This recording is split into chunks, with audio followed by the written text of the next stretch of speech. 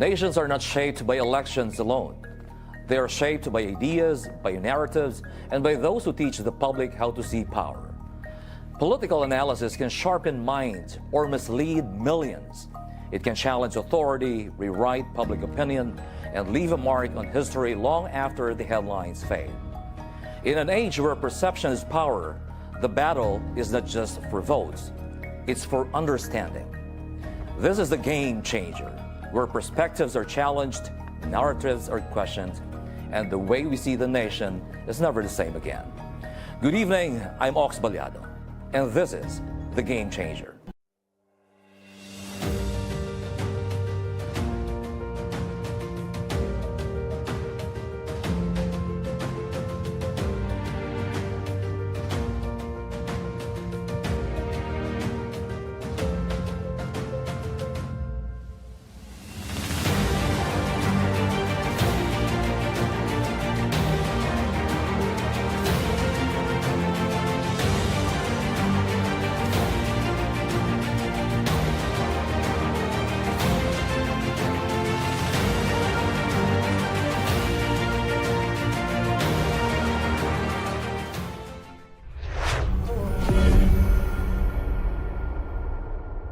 Philippine politics today is drowning in spin, propaganda, and manufactured outrage. Everyone has an opinion, but very few offer real analysis. In a time when narratives are weaponized and truth is bent to serve power, political analysis becomes an act of resistance. It challenges authority, exposes patterns, and forces accountability. Our guest tonight does not play politics. He studies it. He dissects power, questions systems, and explains what many would rather keep confusing. He is a political analyst, University of Santo Tomas Department of Political Science, international relations expert, and former president of the Philippine Political Science Association. This is the kind of voice that doesn't follow the noise. It confronts it. Please welcome Dr. Dennis Coronacion. Good evening, Prof. Good evening, Sir Ox. Eto, nagkita tayo ulit, and I'm so happy that you're joining me in the show. Mukhang maganda pag-uusapan natin today. Mukhang maganda, Sir Ox. Maraming salamat sa pag-imbita dito. Of course. Now, let's start your journey. How did you first enter the field of political analysis? What sparked your interest in politics as a discipline rather than just a discussion? Well, actually, my journey in this kind of activity as a professional of political science dates back to, I think, way back in 2013 or even earlier than that. Every now and then, I would get invited by some public programs, and they would ask for my opinions on various national issues. Oo, halimbawa presidential elections, SONA ng Pangulo, midterm elections, and any other political issue that would just come out. All right. Anyway, balik tayo ng konti. Looking back, what experiences or mentors or moments shaped you into the political analyst you are today? Well, as for the mentors, actually marami dyan. Of course, meron dyan, most of them are colleagues from the profession, from the discipline. Nandyan, of course, si Dean July Tihanki. I look up to him. He is, I think, the leading political analyst in the country, as well as a political scientist, at least in terms of the number of publications. Oo. Tapos, just like yung ano natin, bisita natin, si Dr. Clarita Carlos. I used to read her articles when I would want to know something about Philippine foreign relations. And there are other people who do not necessarily come from the field of political science. Oo, sila yung mga practitioners, although wala silang formal training in political science. But turned out to be eventually political scientist. Yeah, or political analyst. Oo. O kasi magkaiba yung political scientist and political analyst. Yeah, anyone can be a political analyst. But not everyone can become a political scientist. That's right. Alright, sa industriya, sa field, mayroon ba mga detractor? May mga ganun ba? And if ever, paano mo yung pinapakitunguhan ito? Well, it's normal kasi if you're going to, syempre, if you're offering your opinion in every political issue, not all people would agree with you. Some are very important people, some are ordinary people. And some of them are very vocal in terms of disagreeing with you. Sabihin talaga nila sa yung diretso. Either, well, most of the time through social media. Oo, magsasend sila ng direct message. And then they would, makikita mo na very intense and emotional sa pag-disagree sa'yo. Na minsan nga may kahalo pang threat or mura. Na-experience ko na yun during the time of President Duterte. Mukhang marami siyang mga avid followers and supporters at talagang nagme-message sa akin. Nag-reacted right Well, nasa ano na yan, nasa sayo niya kung papatulan mo o hindi. Pero one thing you need to know about being a political analyst is that dapat hindi ka pikon. Right. Anyway, ano yung isang hindi nyo makakalimutang interview at sa inyong karera bilang isang political analyst, kung meron man? I mean, maybe mga nakaraan pa or pinaka-recent? Marami akong mga unforgettable moments. Yung iba, syempre may kinalaman sa struggle or failure. Yung iba naman may kinalaman sa success. Yung mga international interviews, of course, I cannot forget my international interviews kasi kumbaga man, opportunity yan to expose myself to the international community. Right. May mga guestings ako sa CNA and other mga foreign media. Kapag ganyan, one thing I learned about these international interviews is that you really have to be very prepared. Tsaka dapat walang focus ka. Oo, kasi of course, yung conversation nyo is in English. And minsan may mga accent. Yung mga yan, halimbawa, Singapore media, yung accent nila. So pag nawala ka, mahirap mag-request, paki-repeat nga. Can you please repeat what you said? So yun, marami but there was this one guesting that I had na hindi ko talaga makalimutan. Meron akong narinig from a debater who happens to be a vlogger. A famous vlogger. It turned out when I checked his profile, siya pala ay Duterte. Okay. And napahiya ko yata siya sa aking tanong. And there was not enough time for him to redeem himself on national TV. Kaya the following days, hinahamon niya ako yung mga sunod-sunod na araw, hindi niya ako tinitigilan. And I felt harassed kasi sa sobrang frequent ng paghahamon niya Hindi mo talaga makakalimutan kasi naging suki mo rin.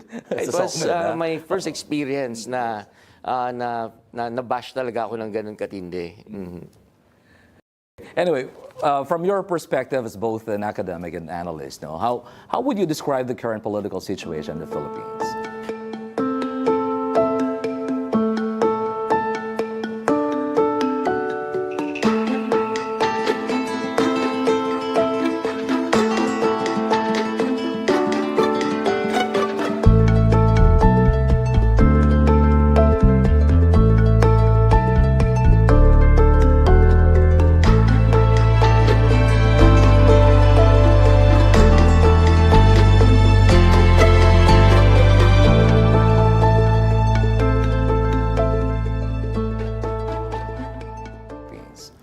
Well, I think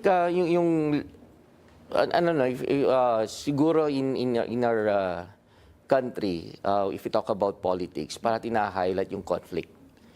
Kasi parang boring pag-usapan yung mga success stories o kaya yung mga governance itself. If someone is doing good in terms of governance, parang boring siya pag-usapan. Hindi masyadong tuloy pinag-iinteresan. Yes, that's right. So kaya ang na-highlight sa atin yung political conflicts. Now, ang tingin ko, yung level of political conflict is very high, very highly polarized. You have the administration You have the new opposition. Kasi in traditional opposition, ito yung mga former Liberal Party members or those who used to be affiliated with Liberal Party. Pero they still belong to the same group kasi they have the same brand of politics. And then you have the allies of the Duterte family. Sobrang intense kasi I think almost every day or every week mayroong panibagong issue that involves the two dominant political groups, the administration plus the new opposition led by the Vice President. Non-stop ito, no? Kasi malalaman mo if intense yung yung mga political issues sa bansa natin. From my perspective, from my experience, if the media people would request interviews.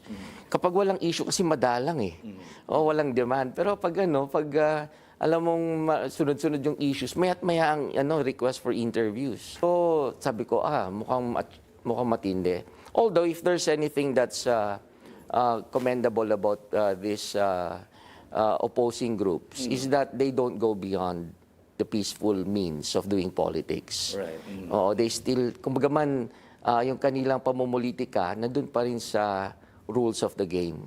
Hindi sila lumalampas doon to the extent na baka magkaroon na tayo ng civil war. That's a good thing about our political leaders. Kung meron man tayong positive na gustong silipin sa ginagawa nila. Democratic pa rin somehow yung approach. Yes, democratic. Kaya nga lang, they are testing the limits of our democracy. Is it just evolving, stagnating, or repeating old patterns? Well, there are some events, political activities that are new to our experience as a nation. And there are also some political activities that have been recurring. Luma na. Nauulit-ulit lang. Nag-e-evolve lang. Oo. Halimbawa, yung sinasabi nung, I think this was already discovered way back during the American period and the post-colonial period when we got our independence. And we were governing ourselves already. Meron na daw patron-client politics. This was way back in the 1930s or even earlier, yung una tayo nakatikim ng local and national elections. Tapos, after the American period, ginagawa pa rin natin yun, yung patron-client politics. Hanggang ngayon. Pero iba na ang forma, syempre. Kasi nag-evolve, iba na ang constitution natin. Nagbabago lang yung mukha, essentially same. Yes, essentially the same. Tungkol pa rin ito sa mutually agreed arrangement ng dalawa o mas marami pang tao na hindi sila equal in terms of status. Pero they have agreed that they would scratch each other back.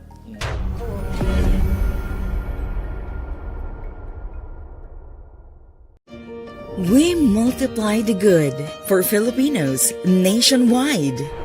We drive learning. We promote wellness. We help rebuild lives. We turn hope into possibilities.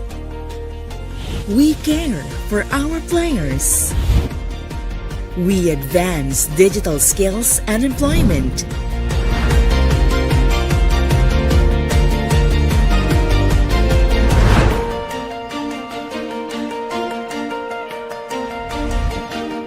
We bridge accessible healthcare to the underserved.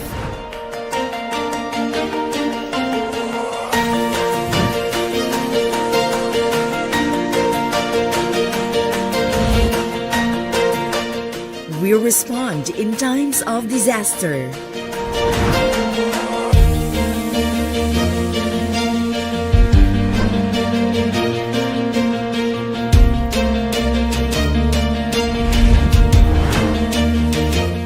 We grant wishes that bring hope and opportunities.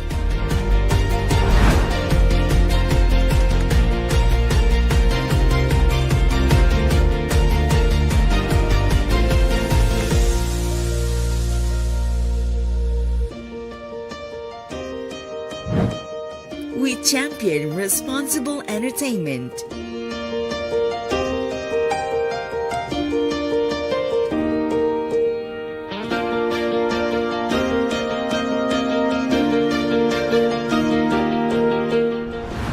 this project by Bingo Plus Foundation, it really could help a lot of students and ignite their hope to innovate, to love science, to pursue research in academic but also in their professional life.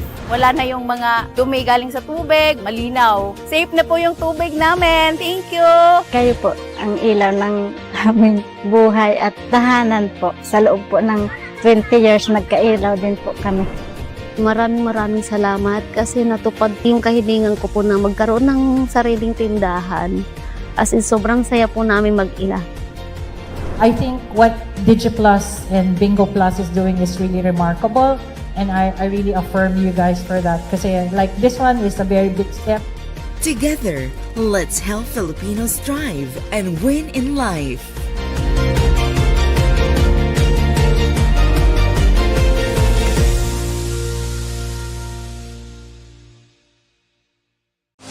The best players succeed because they set boundaries.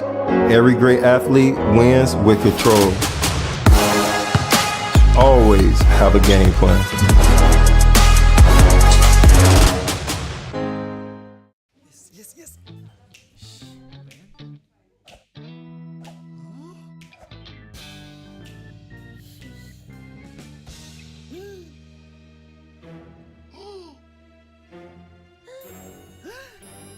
Ulamin mo na lang, ipangtataya mo pa. Nako, pusta de peligro yan. Nagsweldo na lang. Kung pusta de peligro na, pause na muna. Dahil ang gaming dapat fun lang.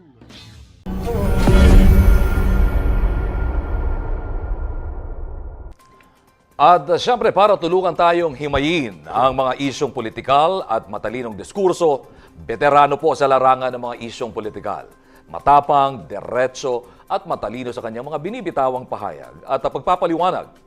Academician from the University of Santo Tomas and an international relations expert, Dr. Dennis Coronacion. Sir, good evening.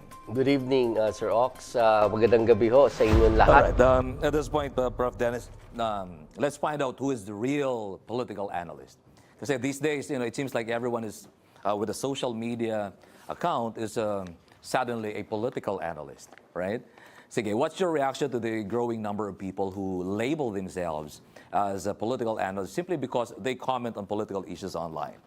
Yung binabanggit natin kanina, iba yung vlogger, yung iba pa yung mga very active sa social media. Political analyst kasi can be used loosely by any person who has an opinion about a political issue. Oo. Bakit ganon? Kasi maaring yung kanyang current status na hindi siya political analyst ay hindi paniniwalaan. Kasi label matters a lot. In terms, that's right. Para paniwalaan ka ng mga nakikinig sa'yo, nanonood sa'yo, kinakailangan meron ka source of authority. And sometimes, malaking tulong yung branding or yung label, yung title. Oo. So ito yung puso na term, political analyst. But when we look closely, when we listen to their opinions, makikita mo, these are just opinions, which are subjective. Ang hugot nila yung kanilang karanasan, and minsan yung advocacy. Oo. Ang mga political analysts na nag-undergo ng training, o sabi natin na may formal education. That's right. Yung kanilang background ay political science or social science discipline. Makikita nyo na malalim yung hugot, academic, and tawag dito, objective. That there's some sense of objectivity. Although in politics, there's no such thing as objectivity. Whether you like it or not, I mean, most of the time, lumilitaw. You have to take sides. But if you're really a political analyst who wants to serve the interests of the public, you should show the pros and cons of both sides. That's right. There are some famous so-called political analysts or political pundits na makikita mo na in essence, meron silang political agenda. That should not be the case for a political analyst. Others are paid. Oo. Yun yung crucial doon. Yes. Okay, so anyway, just to top it all, some of your statements already answers this question, but anyway, what truly makes a political analyst a political analyst? And is it education, your methodology ba? Tulad ng or experience? Well, yung credibility, binabanggit mo kaninang branding siguro, pinag-uugutan. But anyway, yun ba ang mga bagay na may kukonsider natin para maging masabi natin ng isang political analyst ay siya talagang political analyst? Well, tama kayo dyan, ano? The factors that you mentioned are all important. Education, training, The methodology. methodology, that's right. Kasi you're offering your opinion eh. Oo. Ang tanong dyan, how did you arrive at your opinion? How did you make that opinion? Of course, Saan galing yun? saan galing yun? Paano mo siya binuo? Diyan ngayon papasok yung years of training mo, decades of training, your experience, your methodology. Anyone can offer an opinion na hindi naman nag-undergo ng rigor o kaya ng isang objective methodology. Pero pag may method yan, makikita mo na it somehow, it really helps in terms of giving credibility to what you're saying. O, lalo na yung mga survey experts. Oh, yeah. O, ito na nga, itong mga survey experts na nga na to, no? Yung mga top firms, top survey firms, some of them are led by political scientists. Like Professor Ranjit Rai of, and then si Dr. Ronald Holmes. These are all political scientists, ano?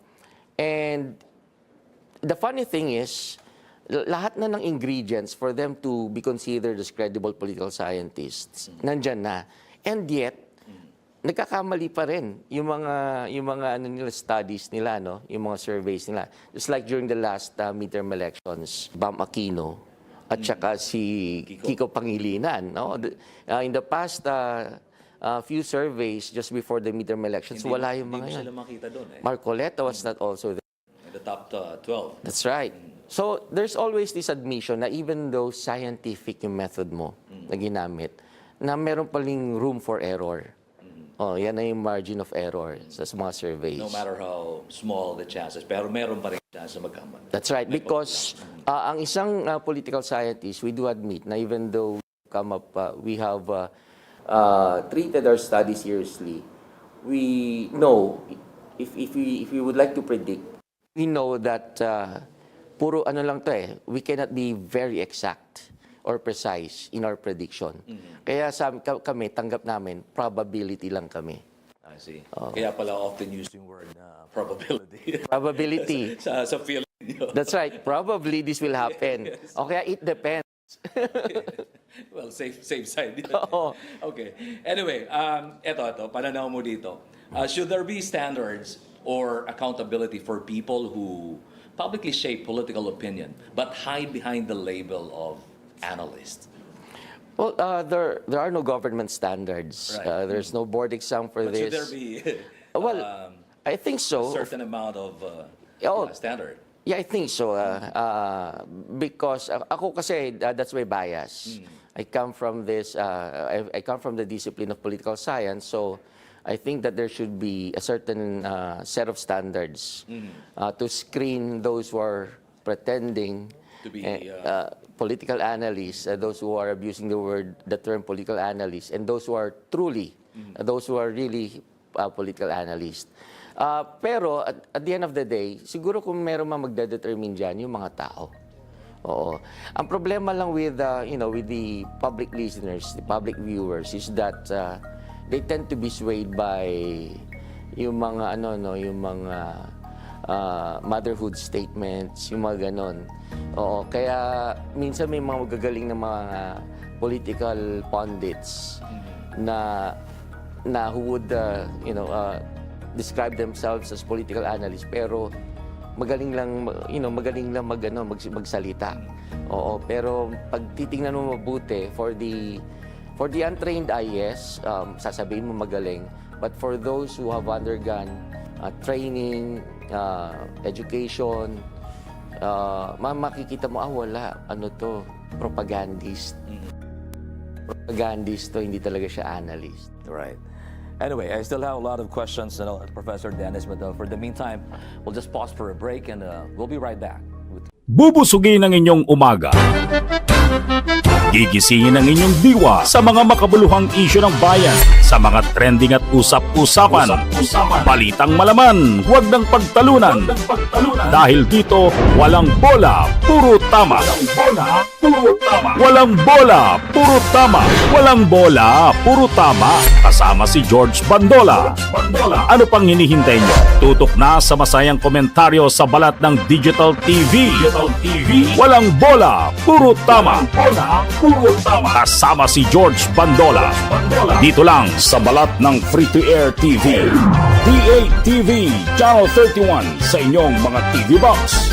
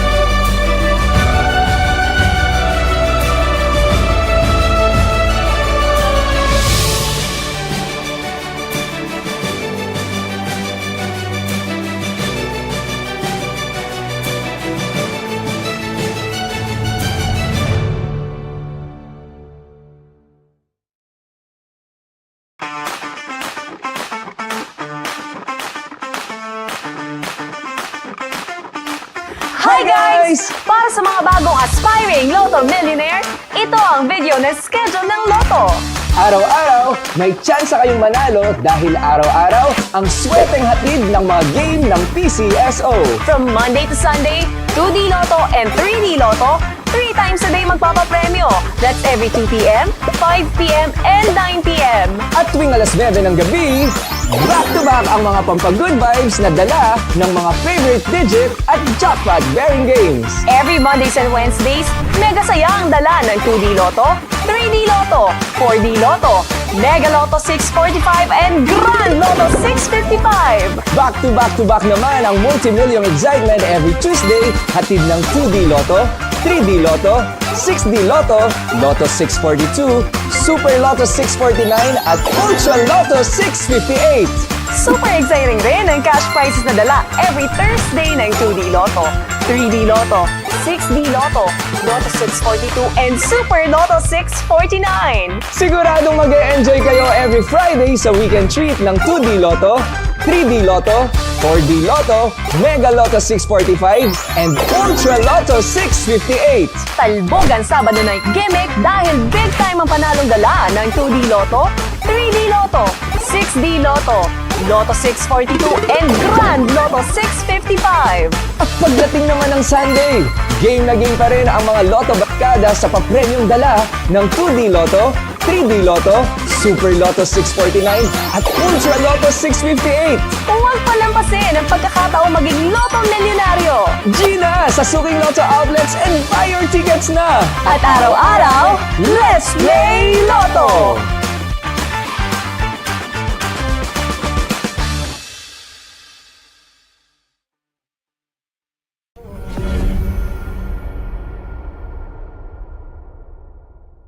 We're back here on The Game Changer. Tonight, let's talk about political analysts as game changers, Professor Dennis. let's talk about the impact. No? Let's examine closely and briefly. No? Pasadahan natin, mabilisan lang. How do political analysts influence or even help shape the course of the nation's history? Well, isa lang, there's only one way for us to influence and help shape the course of our history. And yun yung it's a battle of ideas. We offer our ideas as opposed to the other ideas. Kasi the good thing about this democratic system that we have in this country, in our country, yes. yeah, it allows free exchange of ideas. So as a result, marami ngayon iba't ibang mga opinions. And consequently, people get confused. Whose opinion is the right one, di ba? Whose opinion is telling the truth or closer to the truth. So dito kami nagiging importante because our primary job is to make sense of what's going on in our country, particularly with regard to our politics. So our interpretations of what's happening in the country matters a lot. They matter a lot, kasi people would be guided. And sometimes, wala lang kami sa realm of ideas eh. Sometimes our opinions translate or convert into, say, a public policy. O kaya yung vote ng mga voters natin, especially during elections, during campaign period, candidates would say na they would fight for this, they would promise this one. Kami yung magsasabi kung alin ba dyan ng mukhang totoo at hindi totoo. So, along the way, as we do that, we tend to affect the discourse, the public discourse, and the decisions made by not just the government, but by the common, ordinary people. Totoo yan, I agree because kayo mga political analysts when you discuss, even like minsan magkakaiba naman yung analysis, yung ideas. May mga clashes of ideas. But at the end of the day, makikita mo na buhay talaga yung sense of democracy, yung demokrasya, and not just you don't just purvey wisdom here. You just don't shape opinions, but you actually mold the minds of the people, and you ultimately affect your listeners or your viewers. Yes, that's true, Kasi yung mga nakita ko yan sa mga relatives ko, sila nakikinig rin sila sa mga ibang mga political analysts. And they follow this political analyst. And when they would talk to me, sasabihin nila, uy, si ganitong political analyst, iba kayo. Okay, minsan pareho kayo na sinasabi. So sabi ko, okay, may impact naman pala kami, kahit hindi naman yung opinion ko ang ina-adapt nila, pinakikinggan nila, pero at least makikita na yung ginagawa namin, mayroong impact sa mga ordinaryong tao. I like it when you earlier said that your duty is to make sense. So, malaking bagay nga naman. I mean, kasi kung merong dapat pakinggan, panoorin, like, for example, sa television, yung mga political analysts, kasi pinag-aralan nyo to eh. Hinubog kayo ng panahon dito. And then, kung meron dapat mag-criticize sa mga issue pinag-uusapan sa lipunan, kayo na yun. Kasi nga, given our background, our training and the methods that we use, alam namin agad if something is a propaganda, or if the government is hiding something from the people, or if a political group has a sinister plan. Yes. We can see through all these things. Yes, nasisilip agad namin yan. And we tell the people. Now, ang problema, sometimes, pag hindi maganda yung opinion namin, in a democratic setting, of course, mababash kami. Yes. Kapag unpopular yung aming opinion. Doon po lumulutang yung mga detractors. That's right.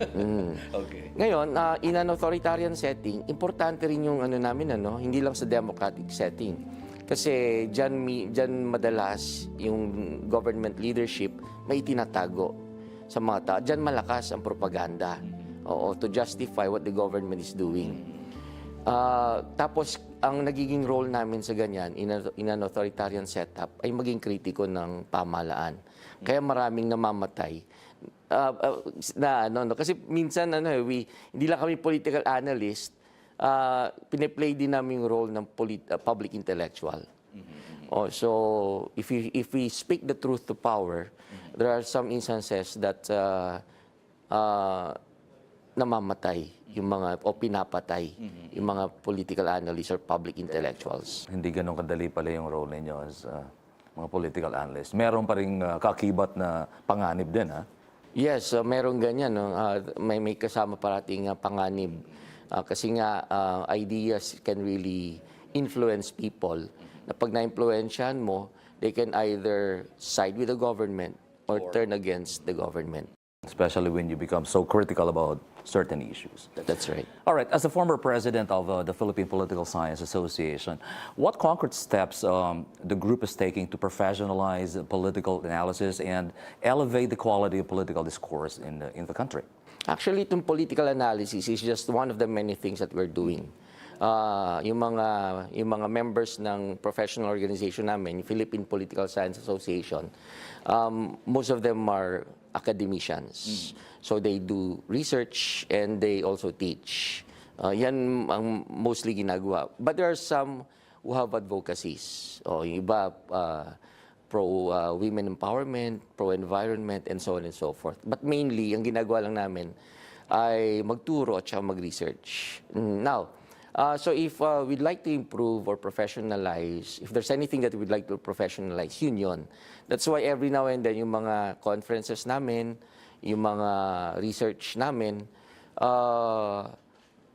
tungkol sa kung paano i-refine yung ginagawa namin. At saka i-present yung mga findings namin using our respective methods and theories. Now, yung political analysis, actually, parati namin ginagawa niyan, even if we don't do media guestings, talagang nag-a-analyze kami. Yung mga lectures namin sa mga estudyante namin, naka-incorporate doon yung analysis namin, political analysis namin. So it's, I think it's a part, a common ingredient, or common part of what we do in political science. It's just that there was a time when I proposed to my colleagues in PPSA, now why don't we come up with a pool of speakers o mga experts who can do media guestings. Ayaw nila. Kasi na-sense ko, most of my colleagues are media shy, camera shy. They're good. Marami yan. I think marami rin mga brilliant minds, equally brilliant minds who can also share. Pero pag makikita mo yung publications nila, very thorough, at yung kanilang analysis, at magagaling yung mga findings. Kaya nga lang, of course, ayaw nila. Kasi wala rin naman incentive na kasi tingin nila mababash lang naman sila. And that they think that yung pag lumalabas sila, hindi naman lucrative yon. More often than not, pro bono. I am sure you understand that, Professor Dennis. Kaya sabi ko, ito ang definition of public service. Yes. And you guys really matter.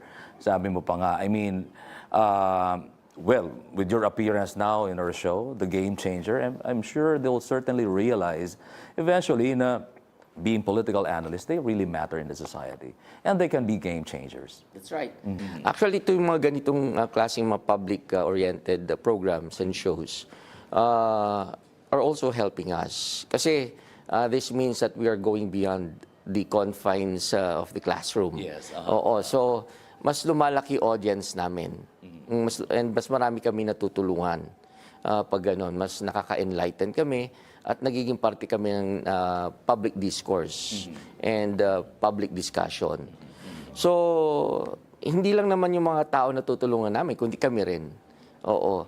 So, kaya nagkakaroon din ng self-confidence, yung mga At saka na-overcome namin yung problema namin. Kasi when we are talking with each other, kaming mga kapwa nasa political science, we comfortably use yung mga jargons, technical terms, and we can easily understand each other. But when we talk to the ordinary people, hindi nila kami naiintindihan. So there's this problem of communicating with the public.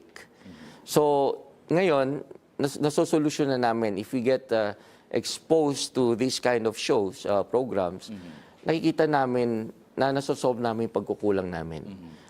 Kasi most of us have great ideas, sound analysis, but the problem is paano magre-resonate? Yes. Paano maintindihan ng mga tao? Well, somehow yung mga ganitong exposure mo mo as a political analyst provides you a potent venue to hone a certain skill, and that is to translate, easily maunawaan ng taong bayan. Kasi sabi po nga, may mga jargons kayo, meron kayong sariling language dyan sa field ninyo. Pero dito ka rin mahahasa. I'm sure maraming ma-impluensyahan kang mga kasama mo sa field mo, Professor Dennis. Eventually, mag-guess na rin. In the first couple parts of our show, medyo napaka-seryoso natin. Pagaanin naman natin to this time. Sige, let's play a short game before we end this interview, Professor Dennis. Tawagin natin itong Final Destination.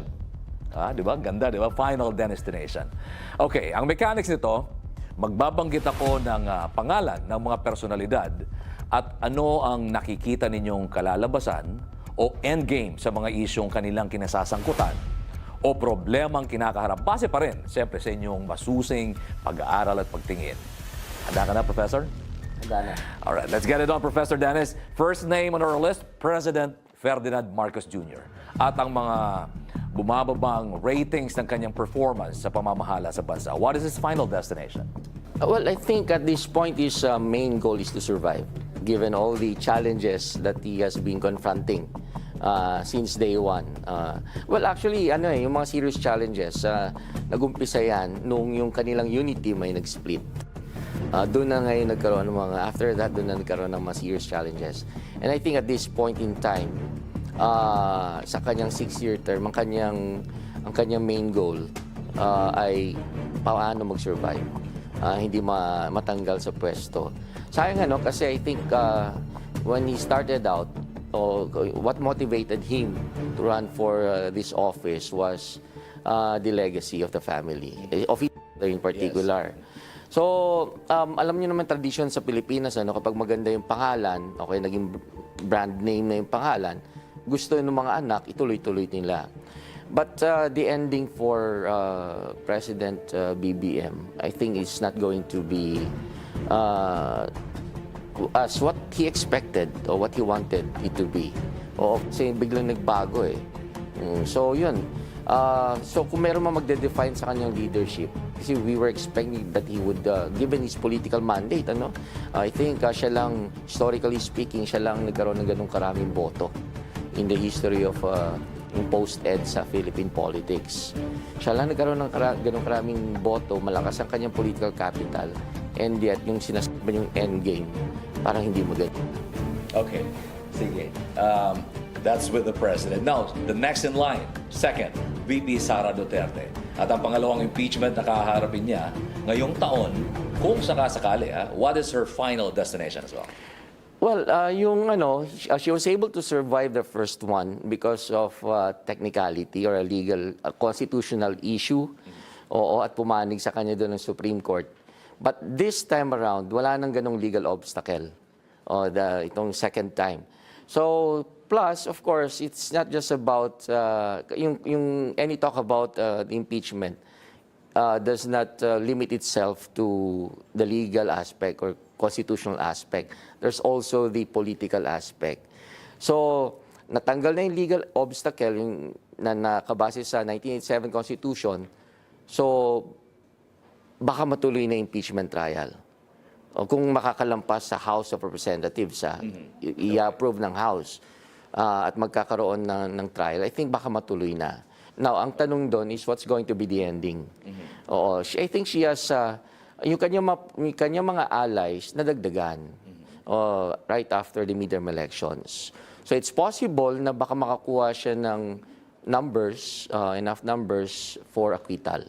I think ang kailangan lang 14 senators to vote for acquittal. Pero it's also possible na mag-ano rin siya, ma-convict. And yung conviction would have serious consequences or impact, negative impact on her political career. Kasi may kasama yata yun na hindi na siya makakatakbo sa kahit anong public office. So, 50-50 Okay. Mahirap sabihin. Alright. Sige, now let's talk about the third one. The Senate Blue Ribbon Committee Chair Panfilo Lacson at ang kanilang investigasyon sa manumalyang flood control project. I think kaya naman siya na-appoint si Senator Ping Lacson as chair of the Blue Ribbon Committees because of his reputation.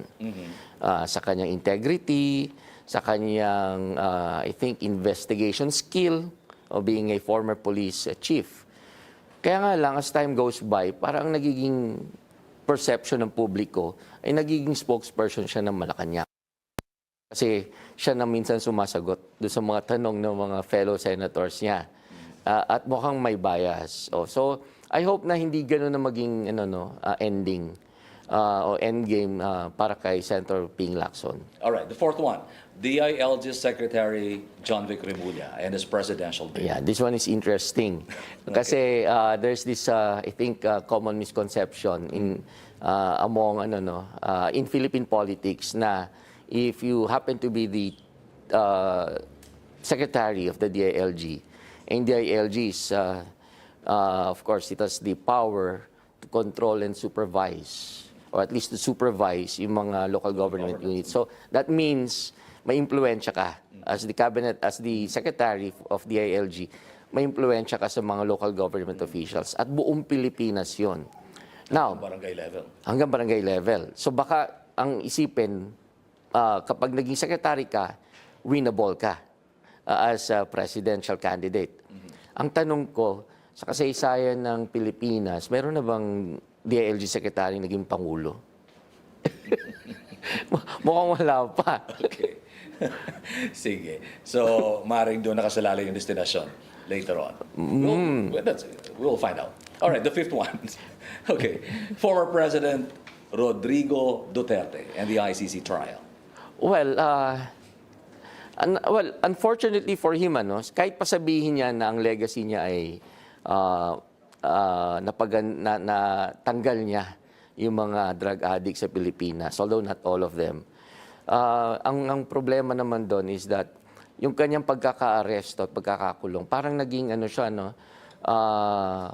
poster kid ng fight against the culture of impunity. Kasi alam naman natin yung mga public officials natin, when they commit mistakes, when they commit wrongdoings, hinayaan na lang natin tinotolerate. Hayaan mo na yan.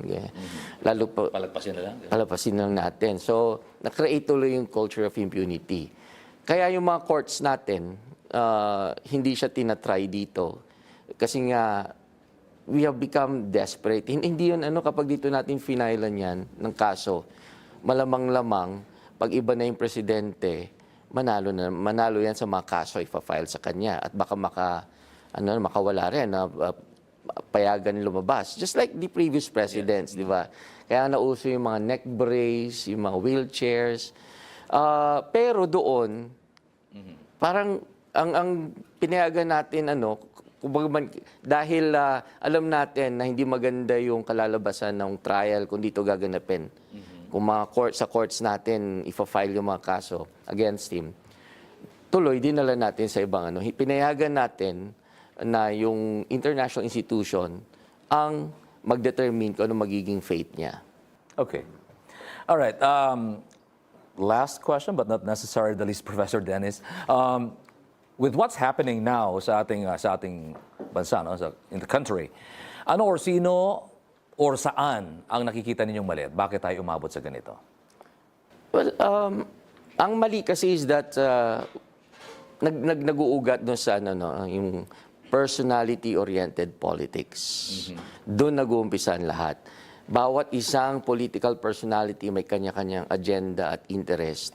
And there are instances na yung agenda nila would go against the Constitution, would go against the common interest, would go against public interest. Kaya ganito kagulo.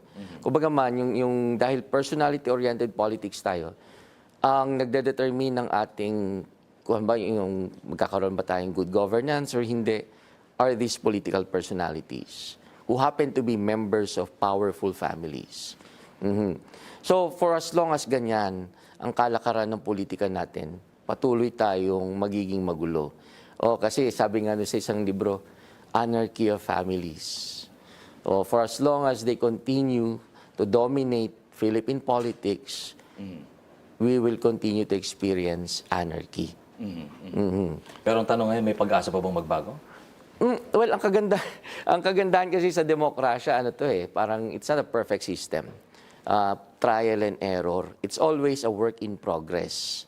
Kaya, kung meron man yung tanong nyo, Sir Ox, kung meron pa bang pag-asa, tayo makakasagot nun tayo mga ordinaryong tao. Kasi binigyan tayong kapangyarihan upang palitan yung mga leaders na yan. Susunod 2028 elections, ang tanong dyan, sila pa rin ba? Nakikita mo na nga yung nangyayari ngayon, sila pa rin ba yung ihahalal mo? All right, Professor Dennis, thank you very much for your time and of course yung tiwala at for joining me in the show. Thank you. Thank you very much. Politics does not fail in silence. It fails when lies are normalized, when power goes unquestioned, and when analysis is replaced by noise. In a time when opinions are louder than facts, real political analysis is not a luxury. It is a necessity. Because how we understand power determines how we respond to it. When analysis is honest, democracy is a fighting chance. When it is distorted, history is rewritten, and not always by those who tell the truth. This episode is a reminder. The future of the nation is not only decided by those who govern, but also by those who explain, challenge, and expose how governance really works. I'm Ox Ballado, and this has been The Game Changer, where understanding becomes power.